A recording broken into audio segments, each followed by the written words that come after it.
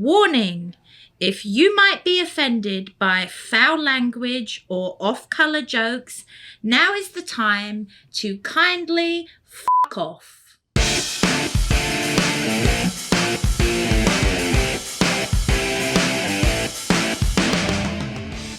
Hello and welcome back to the Londoner Calling Pubcast. As always, I am joined by my co-host, Barry Tate. Barry, great to be back. I'm in a shitty mood today. Be careful. All right, good start. Today we will go over the weekend that was in the Premier League like we always do. We're going to touch on MLS since that started back up.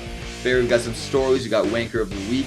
We have a lovely guest coming on, a Glasgow Rangers fan. So we'll have a nice interview today towards the end of the podcast. And of course, we'll do Wanker of the Week. We'll do some stories. We'll always do our fun stuff. You know what we do, but let's start. And there might be a few swear words here and there. There might be a few swear words in there. Who fucking knows? I'm going to start with MLS since it's just kicked off a little bit. It's been most teams have played 2 games. Inter Miami has played 3. They are crushing it. Inter Miami, they're unbeaten, 2 wins, 1 loss. Messi is tied for joint most goals in the league. Suarez has the most assists in the league. Their other player, Julian Gressel, is tied for the second most assists in the league. How does it feel like being here again that Messi is actually in America playing season MLS soccer? I don't get excited about it. When he first did, yes. Mm-hmm. And then he's got the other 2 joined him. Yeah, Alba, Suarez, Busquets. Yeah, they got. So I mean, It's 2010 Barcelona. It, they are basically. Yeah, I mean, they drew 1 game and it was a very late draw against LA Galaxy. Messi had to score to save, but they just pumped Orlando 5-0. Was the Frenchman in goal? Lloris, he plays. He was playing. Funny enough, he plays for LAFC. Okay. But not LA Galaxy, the other LA team. Okay. And he actually really funny. He was playing in Utah against Real Salt Lake this past week in the the snow. Oh. You saw that? Yeah. Someone's like, yeah, he must be missing England a little bit because his first game in America, he's got snow all over his face. He's getting scored. They lost like 3-2. Scotsman later on. That's normal for them. Yeah, it is. I played like that, and I was watching because you kick the ball, you have to kick it twice as hard. You really do. Even when you dribble, you got to kind of flick it up a little bit, or else the ball just stops. I think the MLS is a really good job because over in England, if the field was like that, let's be real, they're probably not playing. They would play in England. I mean, do you think the Premier League would play like through the snow like that? That heavy? Yeah. They would. I mean, they tried. They did their best to clear it, but unless it's iced underneath, they played. I've seen it. I just thought it was really fun to see, especially someone with like he has a World Cup. He has incredible Europe. I don't want to give him too much credit because he's a Spurs keeper, right? Yeah. But he has insane European pedigree, and here he is in Salt Lake City, Utah, getting snowed on like crazy. I didn't know he was in that game. Yeah, no, he was the keeper. That was his. He was playing for LSC. Here in Dallas. Bit of a shaky, good and bad start. 1-1, won the first game in a very dramatic fashion against San Jose Earthquakes with the last second kick of the ball. Lost the second one to Montreal. The new signing for Dallas, Peter Musa, with the goal. They paid quite a bit for him, didn't they? For Dallas. Yeah, they did. There was $9 million from Benfica, which is a lot of money in the MLS here. Again, Dallas does have that money with Pepe making some money from them too. So good. Good by the Hunts. I'm a sneeze. Excuse me. Ooh. Forgive me. You're allergic to the word Hunts. Apparently. So yeah, good start. But again, FC Dallas, their next match is on the road this weekend, but they're at home in 2 weeks against Vancouver. I would encourage people in the Dallas area to go out and check it out. It's a really fun league. And I'm really happy it's starting back up. I would say go and see them now, because when it gets too hot, it's oh my God, in the summer, it's an open roof. I said I know why they've had to do it here, because you're up against all the other NFL and what have you. But like what are you? You can't compete with NFL here. But it's a shame. But yeah, I agree. You want to go see him sooner or later because there is no roof. There's like one section has a little shade, but you're going to want to see him before it gets too hot. But enough of the American soccer. Let's get back to England, Barry. Do you want to start with the controversy this weekend with Liverpool? Should we start with the controversy? Yeah, I didn't see it, but I read about it. But do you want me to walk you through it? Yeah. So for those that don't know, Liverpool played Nottingham Forest this weekend. The game was 0-0 very deep into added time. I believe they added 8 minutes added on. And with basically time expiring, Nottingham Forest had the ball down by Liverpool's box. They crossed it in. Liverpool's goalie Kelleher collides with Konate. There is no Nottingham Forest player that touches them. Yates is the closest. He does not touch them. The ball is cleared out in the process of that collision to Hudson-Odoi, the Nottingham Forest winger. He's taken 3 or 4 touches and is getting ready to cross it back in. The referee has stopped play for Konate going down because he collided with his own player. Again, mistake. Should not stop play for that. It's his Nottingham Forest. He then proceeds to stop the game. Konate gets up. He then just gives the ball to Liverpool as a drop ball. Even though it's Forest that had it. When Forest had possession and Forest didn't foul anyone, Liverpool then take the preceding free kick, go up the field and score with the last kick of the match. Because also I read something that said, I think at one stage Van Dijk, whatever you call it, Van Dijk. Yeah. Van Dijk got it. They said he should have just given it back. He should have. He just carried on. He should have. Because Nottingham Forest, again, clearly had possession. They didn't. They took the ball. Darwin Nunez gets a header. They win the game. Former Premier League referee, who's kind of turned commentator now, does that role for like the former referee commentator, Mike Dean, quote, a monumental error. And you got to think about this too. Now, Liverpool fans will probably feel that it evens out because they did get screwed against Tottenham earlier this year. If you're from Liverpool and you're a Scouser, do you know what they're known for? What are they known for? They're known for being thieves. Yeah. You know that? They robbed 2 points here. So they got no problem stealing. They stole them points. Robbed 2 points. I saw the best part of this whole story actually was the Nottingham Forest boss, which if you don't know who he is, not the boss, sorry, the owner. He's a very large Greek man. Yeah, very large Greek man. He allegedly chased the referee down the tunnel, screaming at him, calling him out for corruption. No, bullshit. Did he get sent off? He got red card? Yeah, he got.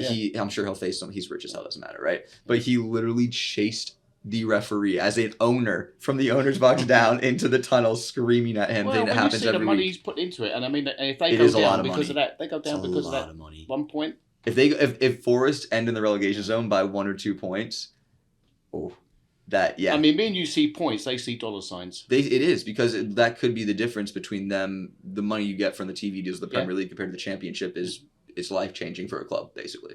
So yeah, a lot there. Liverpool fans got to feel lucky they got away with one this weekend. I think that they will get caught up to eventually on their luck. I really think they do. I think they've been scraping by a couple games right now. They also didn't they had another controversy. Was it against Spurs? They got screwed against Spurs. They got screwed because they scored and the ref called it offside, and he was blatantly onside. He scored the goal. Luis Diaz scored the goal. Okay. They called it back. 5 minutes later, Liverpool get a red card. And then they got another red card. It's like the game could have changed. So it does balance. Give and take. You give. I just don't like that they had to give from Tottenham. Yeah. Like Tottenham. Yeah, if I was a Forest fan, I mean, I'd be funny. There's a fella over here, Darren McGrady, the Royal Chef, and I texted him, and he was actually in England. Yeah. He said, "I've got a ticket for the game." He said, "I got offered." He said, "But I'm still on the train getting to Nottingham." He's just arrived in England. Yeah. So I haven't texted him since, but I bet I wouldn't want to text him. He's got to be fuming, like out of his mind, mad. Do you want to talk about Chelsea? Nah, not really. Yeah, Chelsea 2, Brentford 2, Chelsea. That's it. Go on. Yeah, moving on. We can move on. Newcastle. Well, I'll tell you why. Because someone said that you keep talking about Arsenal and Chelsea. You're right. I think that we're just inclined to do that because those are our teams. Yeah. So I'm going to let Man United fans know that I'm coming for you soon. I'll tell you Don't what. Get me wrong. No, actually, we'll talk about Chelsea because I've been reading that the fans were booing the manager, or booing the team, booing the manager. Mm-hmm. You're a supporter. You're a fan. Mm-hmm. Isn't this the time to support them? Not boo them. I get that, but I can also see a fan's frustration of you spent £1 billion. How are we drawing Brentford? They're rebuilding. I mean, if we were already built and we played like that. I think that this comes actually. I'm gonna see how we're not gonna talk about Chelsea. I'm diving in here for a second. I think that a lot of that arrogance of we deserve to win comes from the Roman Abramovich era. Yeah. Of we fire our managers the second they fail. If it's not success, it's not good enough, and that translates to the fan base. And now you're pushing a patience agenda. I'll tell you what, I'm looking forward to next year when Liverpool start booing their team. Yeah, when Klopp leaves and they struggle a little bit, right? Wait when but I do think that part of that is Chelsea pushing from we are only success, that is the only acceptable thing, to now we have to be patient, and I think that's going to take the fans a little bit to process too. Support. So support. Agreed. I agree. I feel bad. I shouted out Wolves last week for doing a great job, and they really have done a great job. They got pumped by Newcastle 3-0 this week. But also, I was reading that Newcastle went back to a different format. Instead of trying to play the high line, they were just sitting back and trying to hit on the break. What happens when you play? I suppose you have to, but at least you can't keep. If it's not working, you can't keep doing it. No, you can't. And this clearly worked. It might work next year when you've got the right players, but with the players you've got, if it's sitting back and parking a bus and then making for a break. I think that's what managers do when they come in. That's what they should do, is you have to make the most of what you have, and then as you continue on, it's okay trying to play this high line or all this, the new way of playing. But if you don't have the players to do it. If you haven't got the players, or they haven't been around enough or long enough or trained enough to play that, just play to your strengths. And a reminder, this is a Newcastle team that was in the Champions League this year, finished top 4 last year, so they're no slouches, so they're not a bad team by any means, but they're definitely not where they were last year. So, but they went out in the early rounds. Yeah, they did. Well, they did Man United. They were in the group with them. But Man United was in a group with PSG, AC Milan, Newcastle. They had the toughest group. I would like Newcastle to have gone on. I loved it with Man and U. Dortmund, yeah. And not only did they go out, they didn't even get into Europe completely. Didn't get into another cup. That's it, gone, mate. You're no good. We can move on. There were a couple other games, but I really want to get into the Man City Manchester Derby game. Man United went up 1-0 with, let's call it, that's the goal of the month, right? You see the Rashford goal? Yeah. That's the goal of the month for March. Congratulations. What a screamer. Oh, my days, right? And then they just did not attack. They sat back, and this is a common theme, and I actually wrote down a lot of stats. And again, I know that we talk about Arsenal and Chelsea a lot. This is a Man United time here. In the last 5 games, I'm going to read you the amount of shots the opponent had as compared to the amount of shots Man United had. When they played West Ham, they won 3-0 with 12 shots. West Ham had 22 shots on their net. Against Villa, they won with 17 shots. Villa had 23. They're averaging over 20 shots a game. Against Luton Town, Luton outshot them 22-21. The only game in their last 5 games that they have outshot their opponent was Fulham. Man United had 21 shots. Fulham had 17. Fulham won that game 2-1, by the way. And against Man City, Manchester City put up 27 shots on their goal. Guess how many shots Man United had all game? Shots, not even on target.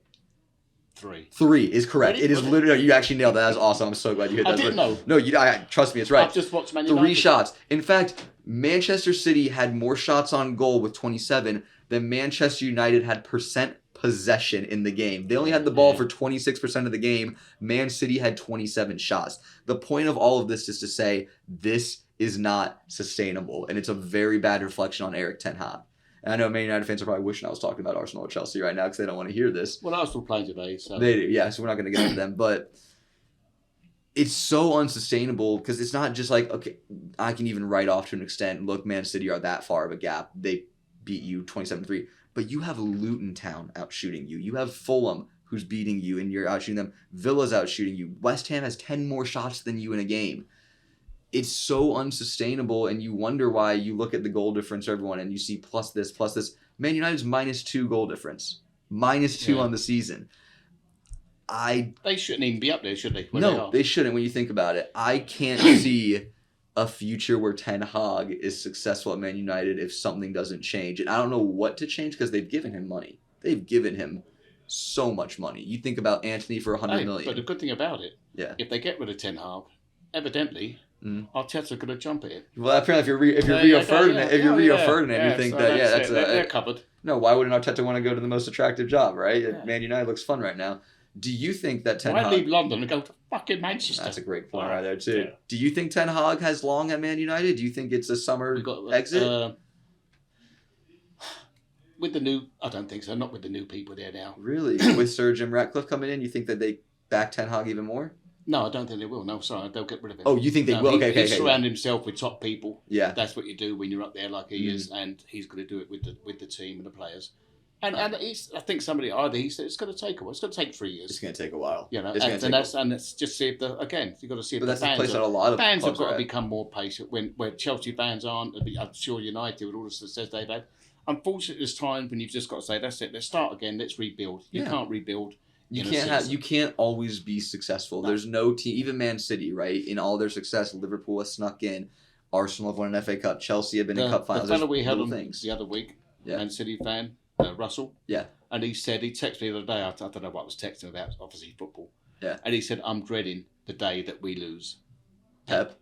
And so they should. They really should. Yeah. I think that. I'm a believer that Pep is the greatest manager probably ever. Genuinely, in my opinion, and I think that City really need to enjoy their time right now because they are in the 8th year of a Pep Guardiola project, which is finalized, and there's very few players in world football they can even bring in to raise their level. I read something about him, whether he said this or not. He said he'd like to stay there and build like they did at Man United, all the young team, and just build the great players like your Beckhams and your Paul Scholes. And Foden this weekend was brilliant. Yeah. 2 goals. That first goal he scored. Again, I didn't watch it. I was driving between pubs. Yeah. But they said he said Foden is one of the best players in the world. Yeah. But Pep to say that, but give credit to Foden. He said, I'm not yet. Yeah. He said, I think I've got the potential good. I'm glad he spoke like that because otherwise he could have got all I'm the best man and turned to shit. He's won 5 Premier Leagues, a Champions League, FA Cups. Yeah. He's like 23, and he's got 5 Premier Leagues. You know how absurd that is? Like the legacy he has set up to potentially leave himself. When you're playing by that team, you're 23, you got that, and you earn all the money that he earns. You think you'd get a better haircut, wouldn't you? I was wondering about that. And he dyed it blonde one time. I think he's Arteta's son. Really? Yeah. Oh, don't ever insult Arteta's hair like that again. Do not ever. There's one thing I will not stand for is Arteta hair slander. That is perfect every week in, week out. You'll watch it on when we play Sheffield today. Go look. Not a hair out of piece. No, not a single hair out of piece. Yeah. It'll be perfect. But so that was the weekend. Kind of. I don't want to dive Arsenal play today. Okay. Again, I was talking to a Villa fan, and we don't talk about Villa enough and Tottenham because they're up. But Villa and Tottenham are right back and forth. Well, now it is because you've got obviously the top three. I think that's how it's going to be. In what order? Who knows? I think there's a gap between them. But it's that fourth one, and it looks like it really between Villa and Tottenham. Yeah, and they both won this weekend. Do they play next week? They do play next weekend. So next Saturday is Tottenham. I believe it might be Sunday. I'm not sure, but I know it's next weekend. There's Tottenham Villa. Come on, Villa! Also next weekend, hell yeah, there is Man City Liverpool. So that is 1 versus 2. That's on Sunday. So next weekend there's a great slate. Arsenal, Brentford as well. I gotta throw that in there. But it's a great slate. I think next weekend's going to be really important. And Villa had a huge win this week against Luton. Again, Luton, never easy. Villa left it, had to leave it late. They were winning 2-0, weren't they? Same thing, Luton came back 2-2 and Villa won it late. I want to give it, for your Villa fan who's listening, give a shout out to Ollie Watkins because he is the best. Did he score 2? Yeah, I think he is having the best season of any non-Big Six club. Was it scored the 3rd?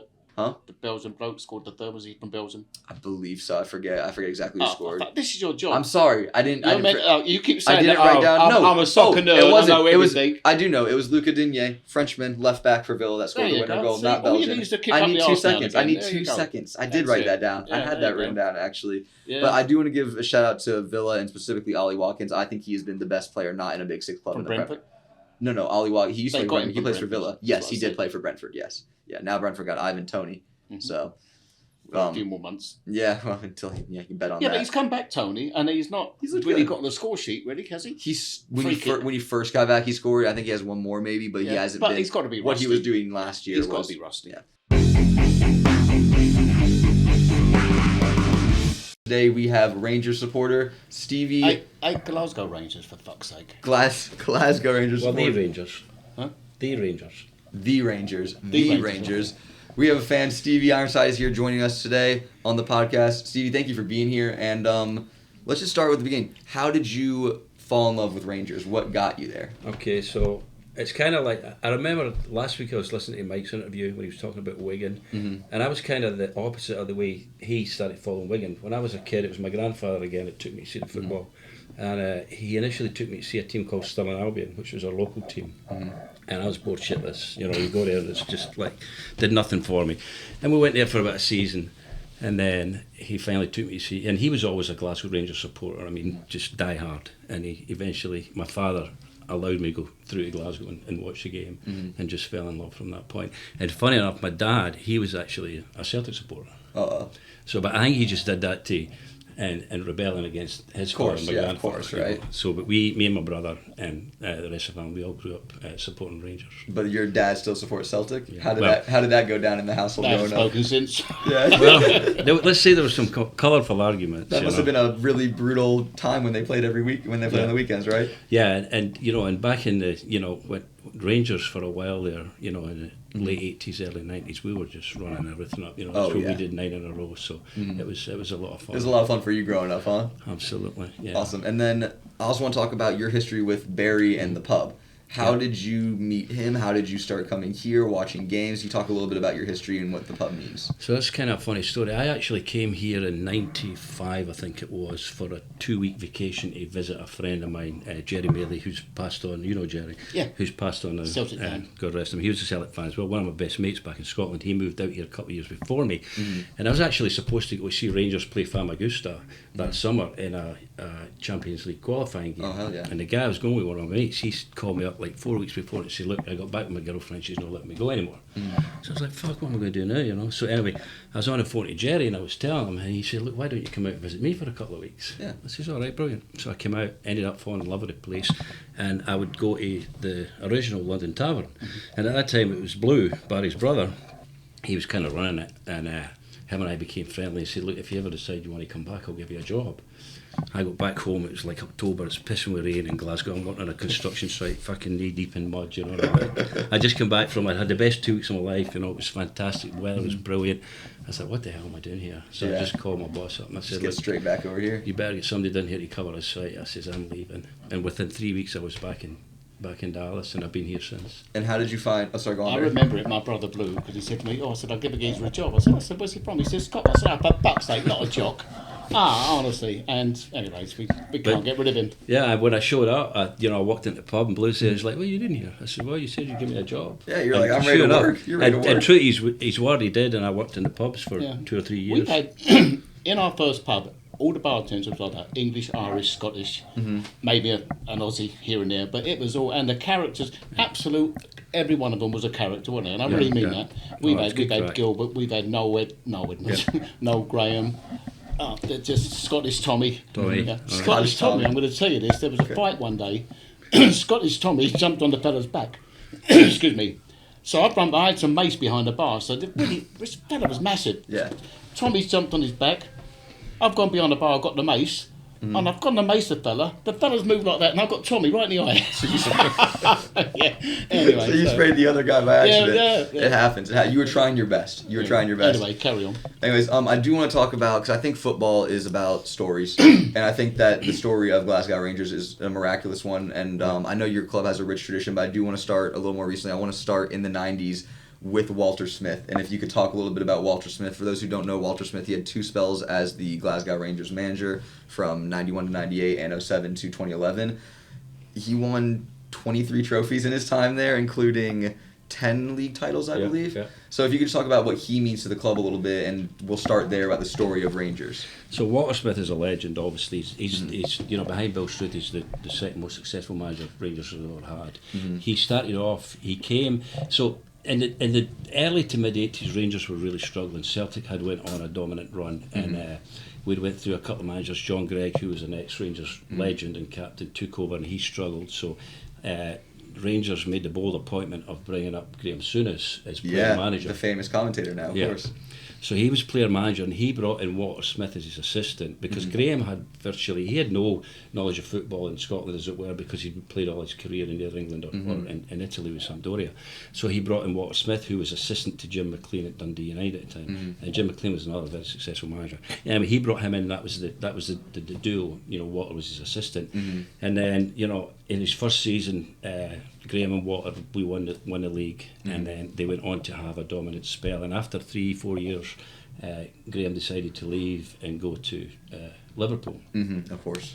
And so Walter, basically, it was just a natural progression. He stepped up. He was the next man up, right? Yeah. And he took the job, and he went on. Rangers went on and won 9 in a row.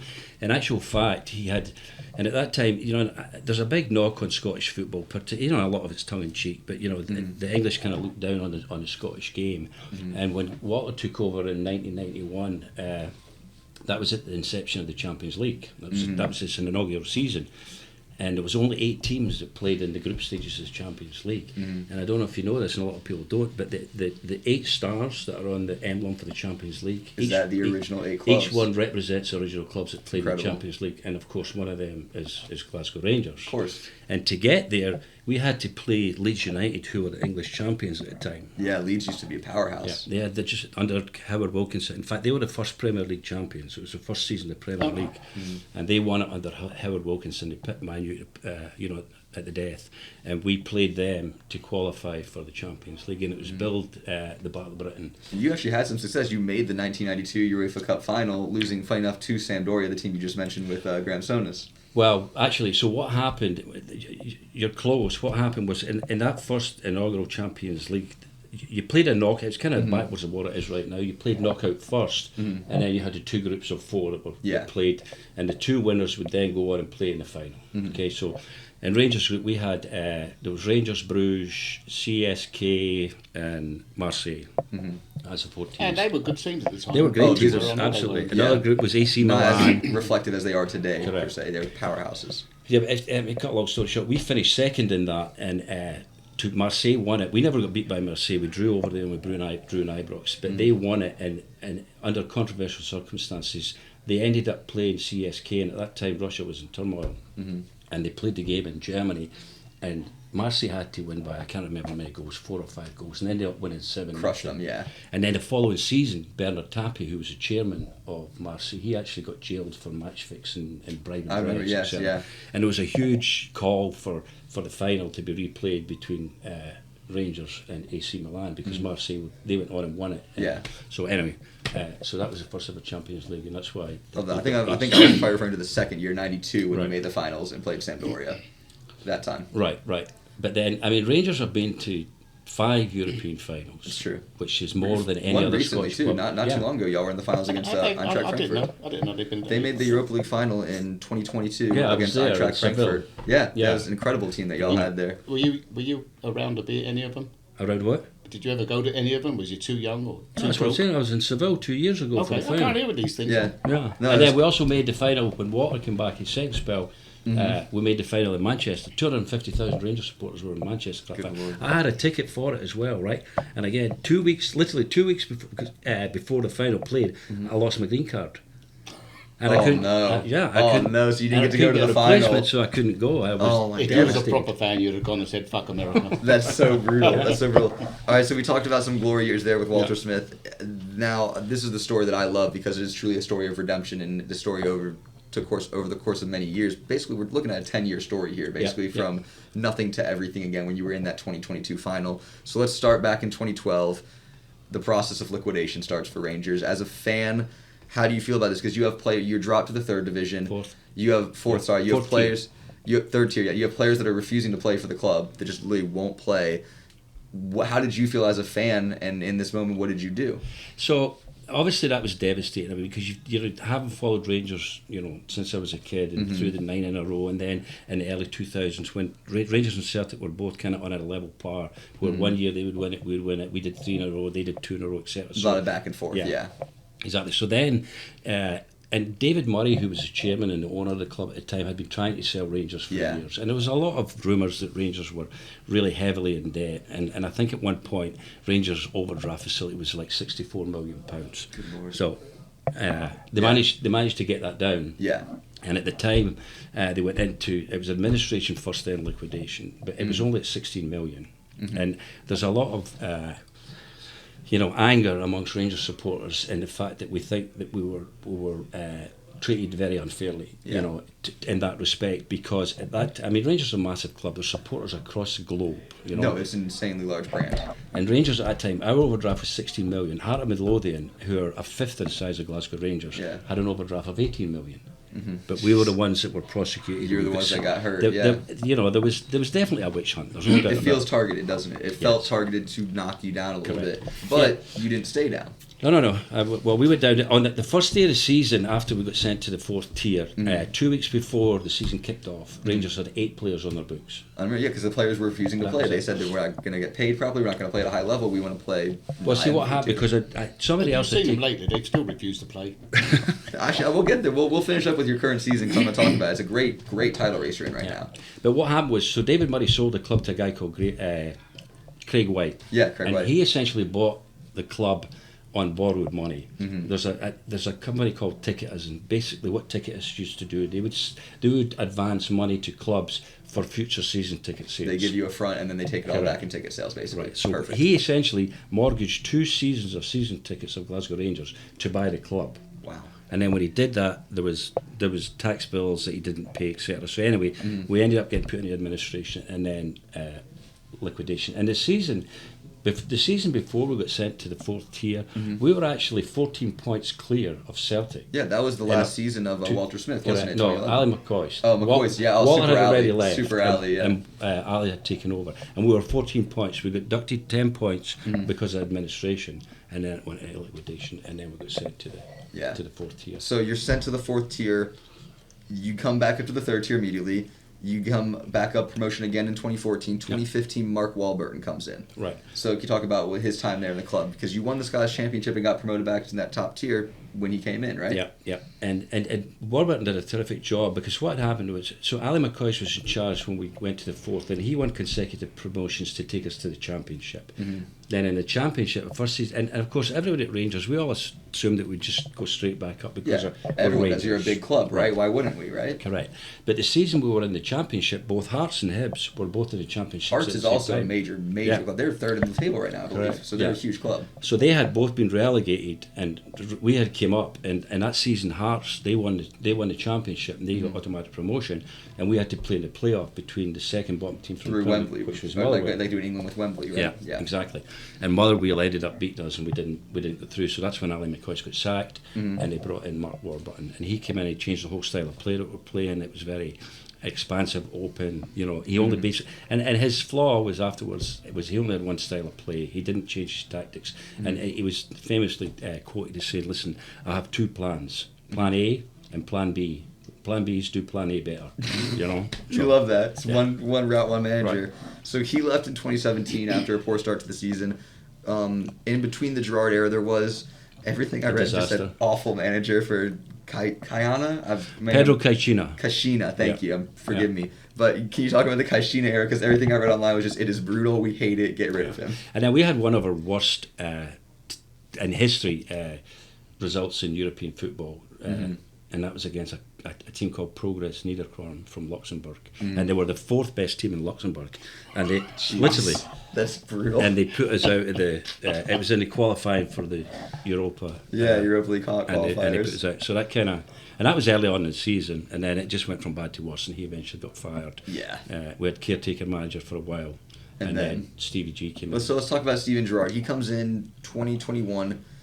League title, first league title in 10 years. Yep. You were unbeaten in the league campaign. You were invincible, which I feel like that happens in Scotland more than other leagues potentially. So it happened twice. I've seen how like in England, obviously, it's Arsenal. Which other league did it happen in? Arsenal did it. Remember? Arsenal did it. I just wanted to say. Barry, you never let me talk about Arsenal. Oh my God, yeah, we totally went invincible.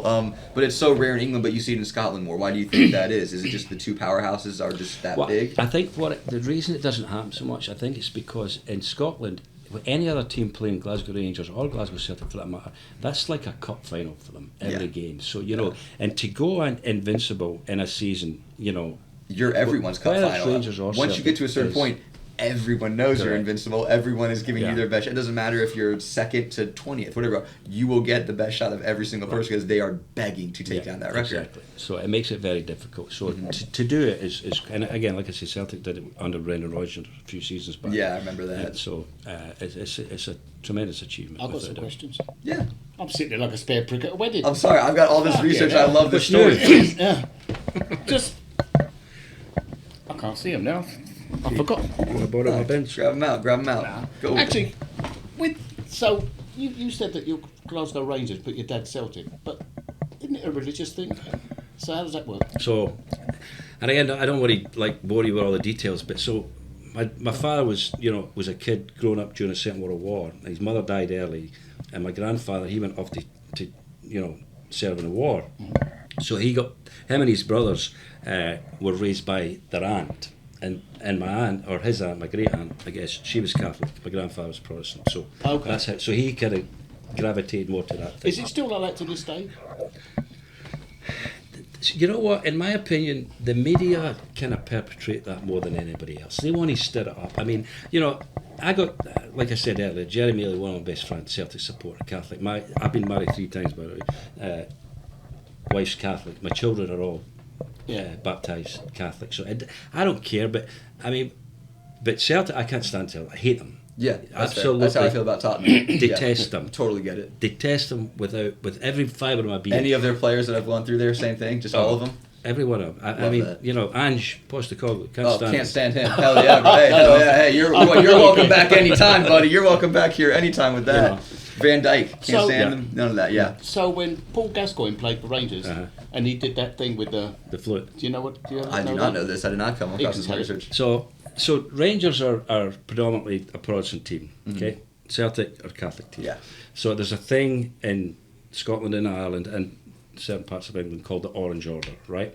And it's a organisation, and you know, I don't want to get into politics and religion. No, but it's there. But It's like part of the club, right? Right. Yeah. So it's nothing to do with Rangers. It's a religious organisation, the Orange Order. So anyway, they have flute bands. Okay, so like flutes, and it's all Protestant, unionist songs that are sung. It's all about keeping Great Britain together and all that good stuff, you know. So this is kind of it's a wind up, isn't it? Really. exactly it's a wind up. So when Gaza did that to the Celtic fans, it noised them up. Yes, So and I think he scored a goal and he went past the Celtic fan doing that. like- And he was kind of limping as well. Adebayor doing a full knee slide into the Arsenal, or whenever your Torres but arrived, you give it to him, right? After he did that, he had to have a police escort. I was for about to say, that's the death next- threat No, territory. literally, he was getting death threats from the IRA Yeah. and all sorts of paramilitary and far right. That's how you know you did a proper celebration, right Yeah. there. When you start getting death threats in there, like, I got him, you know. But yeah, he had a police escort with him for about 6 months after So that. the other side of it is now. Obviously, I've been in England. I've been there with Scotland and played England. They used to do it every season. One year it was in Wembley. One year it would be in Scotland. Millions of them used to come down. I mean, they've all got the kilts and it's the a feathers huge, and the hat, and I'm telling you, they used to take over. Like, I really Trafalgar mean Square. it. Scotland's got a proper I team. used They to got shit some myself. good players right now. They've got a good international Right team now going. we do. Yeah. So, when the Scottish team play, you Rangers and Celtic fans that hate each other, You come all together. of a sudden you don't anymore, do you? Well, you know, in the last, I used to follow Scotland all the time. I was a huge Scotland fan. In the last couple of years, like maybe say couple, but maybe in the last 10 years or so, the whole dynamic and everything about the Scottish national team somewhat changed. And I'll give you an example.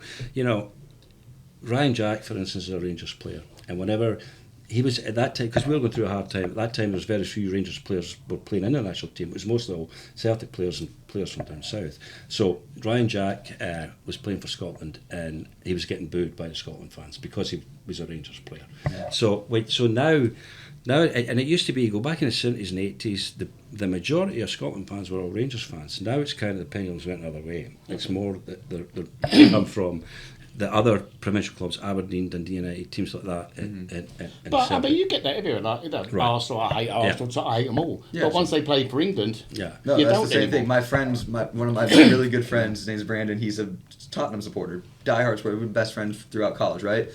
And trust me, we do not get along when it Right. comes to talking. But when the USA plays, Yeah. oh my God, we're best friends, right? We're all rooting for the same team again. So it's crazy. You can go from like and you and me, right? Which I can't stand Celtic. I hate Tottenham. We both hate Ange Postecoglou, right? But then when you get to your national team, it's like, nah, we're friends. We're all cool. It's all right. Yeah, It's no, crazy how and the sport that's- works. I'll tell you one thing I always remember him saying, but it's the only thing, years ago, so when I'm watching, you've got England national team playing, I watch Scotland, I watch Ireland, and I want them to, when Scotland play Ireland, I want them to win. And I said to him, how comes, like, when I'm watching Scotland and Ireland, I want them to win, yet when you watching England, you want them to lose. And you said to me, you don't understand, since I was that high, I've been taught to hate the English. Yeah. And it It's a is that, taught isn't it? thing. It's Yeah. a taught thing, isn't it? Yeah. It is. Anyways, I do want to circle back and kind of finish the story of Sure. Rangers, right? So, in So my questions are over then? no, I No, just it's okay, no, fuck it, don't matter. I just I was want to up jump all back night- and I was finish up all night getting this ready. I was No, up all don't night worry. getting this I've got ready. his- no, I I've thought you were got great. I've got his phone number. Oh Fuck it. my days! I just wanted to make sure you finished the story because we talked about everything they went through from the fourth tier all the way up, and then in 2022 they made the Europa League final. But 2022-23 you qualified for the Champions League again. I know it didn't go well. We're not going to talk about that group stage, but just making it. How do you feel in that 10-11 year window as a fan from the fourth tier all the way to the highest level of club football in the Champions League? How does that make you as a fan feel to stick and ride through all of that? Well, other than extremely happy, but very, very proud. Yeah. And again, I don't think there's many clubs. I'm talking about in world football that could actually survive what That. Glasgow Rangers went Yeah. through, and it's purely down to the fans, and the support and the passion and everything that goes with it. The And you fans see are- other clubs in England too that were giants that just collapsed. exactly. Right? I mean, look at Nottingham Forest; they were 2 times European Cup winners. Now they're struggling to stay in the Yeah. Premier League. They And- just made it back to the Premier League, and they're fighting. They got screwed this weekend. Well, we touched on that earlier, but they got screwed this weekend. But yeah, Leeds United, a huge Leeds. I was about to say football Leeds in the club, you know, championship right still now. They're in the championship. So and they only went down one division. I mean, Glasgow Rangers went all the way to the bottom of Scottish football. And what they did, I remember as well on the first day of the season that year, the the SPL had put out an edict saying, listen, we want to get as many fans to the games as possible. And I can't remember what they called it. Because Rangers were gone and they were concerned about the fact that they were going to lose revenue because you're not getting 55 Rangers supporters, every week contributing to the SPL. So that first league game across the country, every game added together, there was more fans at Ibrox Stadium that Saturday than there was in every other game across Scotland. I think that shows the support that the fans have, the true love they have for the club. Of when times are tough, not only will we not get going, we will be right there with you along the way. Can I ask? I know it's to do with the Scottish FA, but I know in the English leagues, the EPL and what have you, we have Welsh teams, we have Cardiff, we have Swansea, now Wrexham. Why is it the Scottish? I would love to have Celtic and Rangers coming over and playing them leagues. There's been so many... they'd be in the lower divisions because they're shit. Maybe to begin with. Yeah. But there's been so many discussions about I think they beat Chelsea. I'm surprised he did. I was about to say, you should have dunked on him there. No one needed that. Let me tell you something. He's sitting in 11th place. You have one less one in your place on the table, all right? I was going to say, my indoor team could beat Chelsea. Oh, they could. They probably could. Yeah. So let's talk about this year because it's a fascinating title race. 29 game played. Rangers at the top with 70 points. Celtic with 68. Yeah. You've got a lot of good players. You've got a lot of good things going through. You have 3 guys that already have over 10 goals scored in the league with Tavernier, Desser, Seema. Tavernier scored his 21st goal of the season. He's insane. He's also leading the team in assists, too. He's a right back. I know. He's mental. He takes the free kicks, too, right? Yeah, he's insane. You also have Jack Butland, who some of our more common Premier League fans might know, formerly of Man United. Yes, leads the league in clean sheets right now, right? Yeah. He's crushing it. Yeah. And it's crazy to think he was just a random backup. He was third string at Man United a couple years ago. Now he's leading the SPL in clean sheets. And Man Uni's got Onana. Right. They could have had Jack Butland for nothing. An absolute free. And they paid 50 million for Onana. I'm diving in on Man United early in the episode. Don't get me wrong. Trust me, we're going to talk about that. Do you get worried that when they do so good in that your team in that division that they'll get poached by other clubs? Well, I mean that's a fact of life. It's going to happen. I mean, you look at some of the famous players. Van Dijk played at Celtic. Right. Kieran Tierney was from Celtic. There's plenty of players that have gone through the Premier League and SPL. So do you think this year is another title for you? I want to just get your pick because I know there's a lot of talent on the team. There's Fabio Silva, the Wolves lad, too. Yeah. So what I would say, I mean, if go back 6 months, okay, so Rangers started the season with Michael Beale in charge, and we got off to our worst start since we went to the 4th tier, literally. Yeah. I mean, he lost like 2 of the first 4 games. When we came to play Celtic at Parkhead for the first Old Firm game of the season, they beat us and went up going 6 points behind them at that point. And then a couple of weeks later, they lost to Aberdeen. At that point, we were 8 points behind Celtic, and we'd only played like maybe 8 or 9 games. Yeah, so you're furious. So at that point, the majority of Rangers fans maybe not admit it, but we were like saying to ourselves, "Fuck, that's it. The title's done." Yeah, they don't mess up. In this league, you don't mess up. Yeah, because I mean, in the way Celtic had played before, they weren't dropping points, on previous seasons. So we were like, "Fuck, the season's done." I've seen this movie before, yeah. And then they fire Michael Beale and bring in Phil Clement, who was previously the manager at Genk. And this guy's got a pedigree. I mean, he was at Genk, his first season as the manager at Genk, he won the Belgian league with Genk. Bruges then went and poached him, and he won the next 2 Belgium titles with Bruges. So he won 3 titles in a trot. Those are Champions League clubs too. Yeah, and took Bruges. The last manager to take Bruges to the Champions League was Phil Clement. Yeah. Then he left and went to Monaco. He had a little bit of a rough time of it at Monaco. A lot of people have a tough time at Monaco. Where's he from? He's Belgian. He is Belgian. Yeah. And then he gets appointed to Glasgow Rangers. Now, he's coming in, we're 8 points behind Celtic, So, we're not holding out a great deal of hope. And then he goes and he wins the League Cup. We played Aberdeen in the League Cup final, so we get the first trophy in the bag.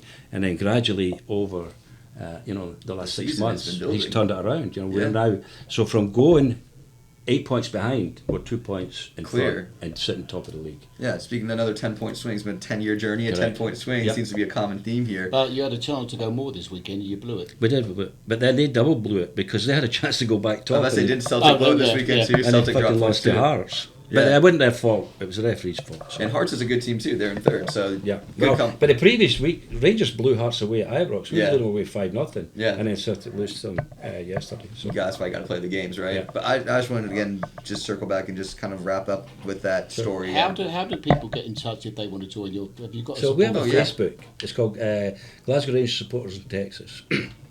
And plus, we never actually talked about the Rangers Supporters Club and how we formed it.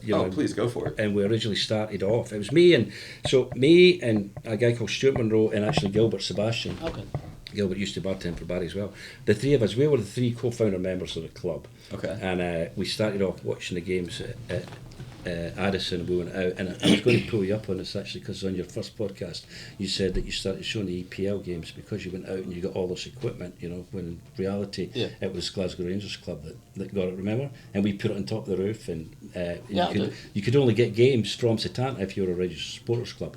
And you know, that's how it started. And at that time, if you thought it was hard when I first came over here to find games, these poor bastards. Oh, I mean, trying to find the Scottish Lord. Premier League must be even today. I would imagine that must be not as easy as most other leagues, obviously, to find. Well, so now we can get it. It's, whenever we watch it, it's all on Rangers TV. Everything is, you know, through the club, their own service, But again, going back to that time, so we formed. There's an organisation called NARSA, which is the North American Rangers Supporters Association, and they're the governing body for all the member clubs throughout the United States and Canada.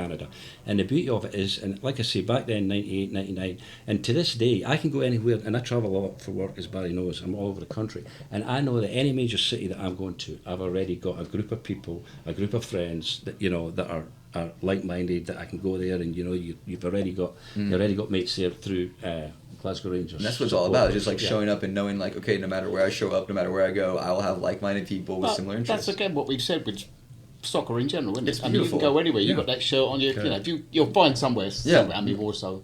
No, it's awesome. So I love that even with the SPL, you're still finding that. And so again, I love the journey of. I love that. I hope that people got to hear the story of Rangers today. I know it wasn't your full history, did but Walter Smith manage Scotland at all? He went on to manage. I thought he did. Yeah. But he left Scotland to go back to Rangers for his second stint. Yeah, he went back at 07 to 11, right, after Scotland. Yeah. They're in the Euros. Yeah. And they. Who? Scotland. Scotland. We're in the Euros. You're going to Germany, ain't you? Oh, yeah. There you go. We had a group with Spain and we finished second. We beat Spain at Hampton and we got robbed. He's going to Germany for a week. About the same time as usual. All right, but a beautiful story, a beautiful club. I want to say thank you for being here and spending time with us. And also, I would not forgive myself if I did not bring up your most famous alumni, if you will, Mr. Mikel Arteta, the legend that is, the beautiful manager of Arsenal, former Rangers player, 60 appearances and 13 goals. Well, the beauty of Mikel Arteta is he's held in high regard at Rangers because and this is a tremendous story as well. If we've got time. No, I love it. Let's end with a Mikel Arteta story. That's beautiful for me. Goes back to, I think it was like 2002. Rangers and Celtic are tied for the championship. It goes down literally to the last game of the season. Okay, and we both had the same points, and it was coming down to goal difference. We were playing Kilmarnock. They were playing Kilmarnock. We were playing Dunfermline. So both games kicked off, and at that time the club, we had moved out of Addison. We moved to a club just over here, a place called the Shady Side, which was in East Dallas, and it was Memorial Weekend. And that weekend, I always went camping with my family, and I was in Oklahoma camping. But it's like, there's no way I'm missing this game. Can't miss a game for the league. So I wake up in Oklahoma at like 4 or 5 in the morning, drive back down to Dallas, get to Dallas. There'd been a storm the night before. That's passion, I love that. Storm the night before, it knocked all the power out at Shady Side. So we're getting generators, trying everything we can to get the power. Oh my God, so you've been up since 4 a.m. to show up to a place that needs generators just to show a game to decide the league? Well, because the power had went. Yeah, this is like a horror show for like the one game that you need to watch a game. Correct. Yeah. Couldn't get the power back on, so we're, what the fuck are we going to do? So eventually, there's about 15 of us. We jump in our cars. I lived literally 2 miles from the pub.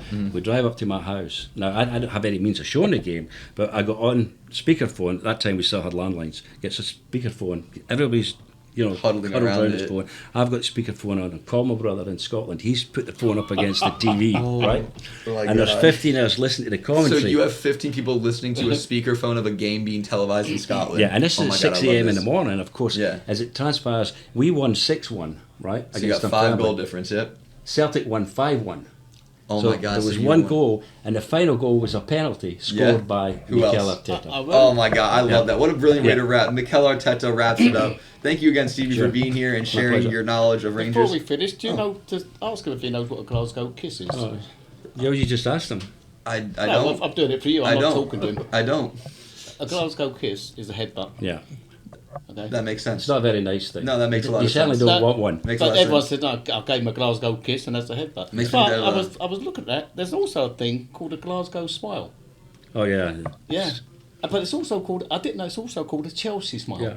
Do you know that? Well, the first time I heard about that was on that movie about the Craze, because that's what Ronnie Cray did, apparently. Okay. What it was, it's when they cut you from there to there and you go smile from ear to ear. Like the Joker, basically. Yeah. Oh, it's a Glasgow smile. Wow, that's way So anything worse. to do with Glasgow, That's whether so it's a bad. smile or a kiss, say no, I don't want to do Beautiful. it. I thought we were going to end on a beautiful Mikel Arteta won the league story. No, we're ending on cut your face with smiles and headbutts. So that's how we do it. Right. Stevie, again.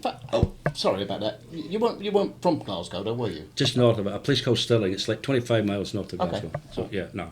He wants to say goodbye to you. There you go. No, I was just trying to say thank you again for being here, Stevie. Your stories and your knowledge of the Pleasure. club and all you've been through, it's brilliant, and I love that you shared it with the audience. So again, thank you for taking time to join us today, Thank man. you. Appreciate it. Shake yeah, his hand, and give yeah. a Glasgow kiss. Yeah, and super anti-Ange Postecoglou. Always and forever, brother. Yep. Me and you together. All Thank right. you again.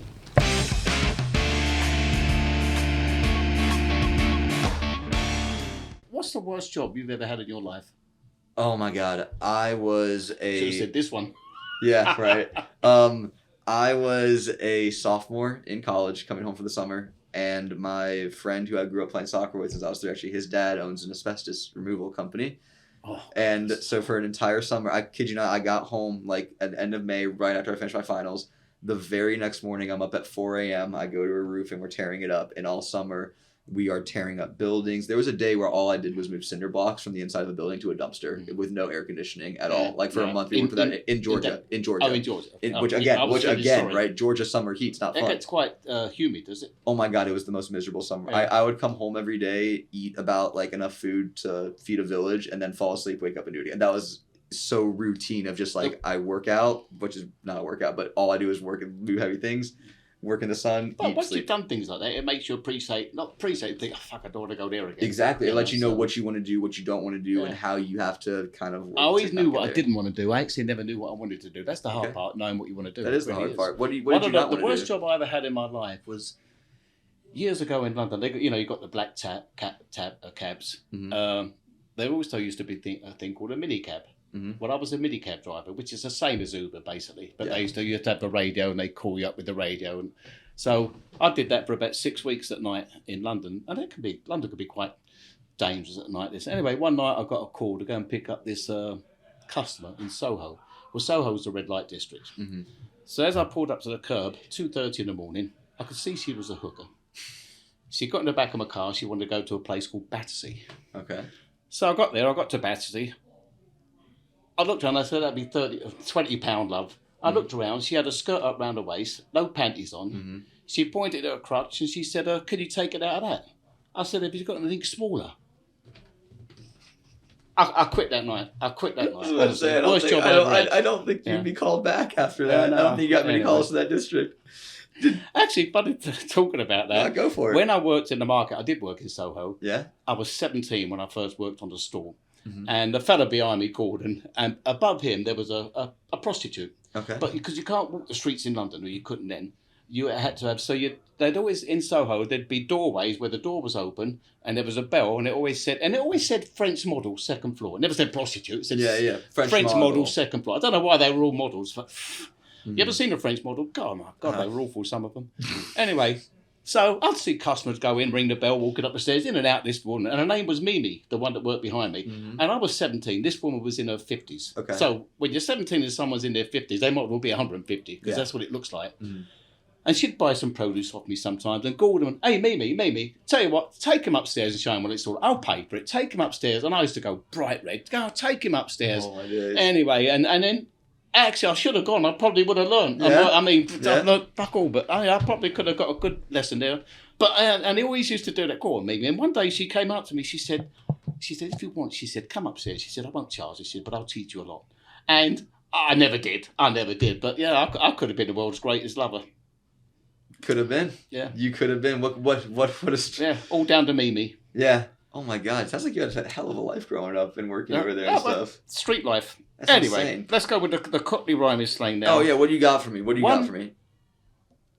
I've told my kids this. My greatest thing for me in life, if I could get a Cockney slang Mhm. after my name. Like to bury or be a berry or something? Well, actually, the fella behind me, if you're in the right state, he's in a 2 and 8. Oh, he's in the right 2 and 8. 2 and 8. Okay. Well, my last name's Tate, so the fella behind The me, right wait, Tate. 2 and 8. He used to call me 2 and 8, but it's not really true. That was just that. But there's a There's a fella called Lionel Blair. He was a dancer and a choreographer. And so if you buy a pair of pants years ago in the hippie era, I like the Lionel Blair's flares. Okay, so Lionel Blair's, he's immortalised with a pair of pants named after him. So you want Tate to mean something? I don't know, excuse me, I burped. No, you're and fine. then Alan Wicker, he used to do a show on TV. It was Travel Channel. He'd go all over the world and talk about it. Yeah. Alan Wickers. I was with this bird and I'm like, got her Alan Wickers off. Yeah, knickers. There you go. Alan Wickers is slang for knickers. And there's one actually that's Arsenal had a player. Okay. He has a slang after him. Who? Bob McNabb. You ever heard of him? No. He was a fullback for Arsenal. Bob McNabb. Bob McNabb. Oh, you can't drive. You've had too many drinks. All right, come on, get a Bob McNabb. Yeah, cab. Would he have a bad history with drinking and driving or something? Yeah, Bob. So he gets his Bob name. McNabb is slang for cad. Oh, it's just slang for cat. It has nothing to do with the person itself. No, that's it. But I know he's been drinking. Oh, get him a Bob McNabb. So he's getting a taxi. Get him a Bob McNabb. Okay. So you've got Lionel Blair flares, Alan Wickers knickers, Bob McNabb. Bob McNabb cab. We need to get a Barry Tate great or something. That's it. But the subject, we'll get there. We'll get there. We can't I'll work force on it. It's it. Yeah, something no. someone's got to say. I'll make it so that way you can't. don't. You're fucking septic. What do you know? All right, well, let's move on. We'll before we get into our interview with our lovely guest Stevie, let's do our wanker of the week. And do you have anyone in mind? Do you want me to start? Oh, go ahead. Go on. I was going to say Eric Ten Hag. I know Man United fans are going to hate me this episode, but I thought his substitutions were a joke against Man City. I thought they were borderline embarrassing, as if you were that was my first time supporting Man United because they were playing Man City and I want them to drop points. I don't know how their fans do it every week. That is miserable. That is miserable. That was an awful 90 minutes to sit there and support Man United. I cannot believe they do it every week. But his substitution after Foden scored the second one with about 10 minutes left in the game, Man United are down 2-1. They need a goal, and he brings on defensive midfielder Amrabat, who has been abysmal this year. And on top of that, Amrabat messed up for the third one. He gave the ball straight to Rodri, tapped it to Haaland. Haaland smacks it in the net. Nothing Onana. I thought Onana actually had a really good game for what it's worth. He's getting better, isn't he? He's really growing into it. But I want to give it to Ten Hag because I thought his substitutions, I thought the way he set up against Man City, I thought it was terrible. 10 bob. 10 bob. Yeah, 10 Bob. 10 more years, hopefully, if we're lucky. 10 I'll tell you more what, years. 10 Bob, I mean, I've given him credit, giving him 10 Bob, but the way he's been fucking performing, he might go down to 5 Bob. Oh my God, I want him to be 10 more years at Man United. As an Arsenal fan, I out of 10 more years, Eric Ten Hag. My wanker of the week is the referee in the Notts Forest game. I agree. It has to be. I agree. I mean, Paul Tierney? Yeah. Yeah. I think that's a great shout. I mean, it's bad when it happened, but it happened in the last minute of the game. The I mean, you worked your guts out to get that point. It wasn't even like Forrest touched the players that they caused the drop ball, which, again, a drop ball, they just gave it to the goalkeeper. And I agree. I think that's a great shout. And Liverpool took it because they're cheats. Why not? I mean, you would take it. You would take it too. You would take it too. If Chelsea won, I would do it too. I would take it too. My producer's shaking his head. Hell yeah, I would, bro. We're shameless over here. We need the points. I'd totally take the points. But anyways, that'll do it for this episode, guys. Thank you. See you later.